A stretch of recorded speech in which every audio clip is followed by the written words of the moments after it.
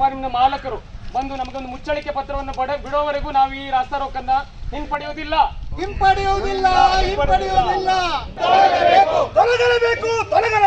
ಕೋಳಿ ಫಾರ್ಮ್ ತೊಲಗಲೇಬೇಕು. ರಕ್ಷಿಸಿ ಜೀವ ಜಲ ರಕ್ಷಿಸಿ ಜೀವ ಜಲ ರಕ್ಷಿಸಿ. ಮಕ್ಕಳ ಜೀವಕ್ಕೆ ರಕ್ಷಣೆ ಕೊಡಿ. ಮಕ್ಕಳ ಜೀವಕ್ಕೆ ರಕ್ಷಣೆ ಕೊಡಿ. ಮಕ್ಕಳ ಜೀವಕ್ಕೆ ರಕ್ಷಣೆ ಕೊಡಿ.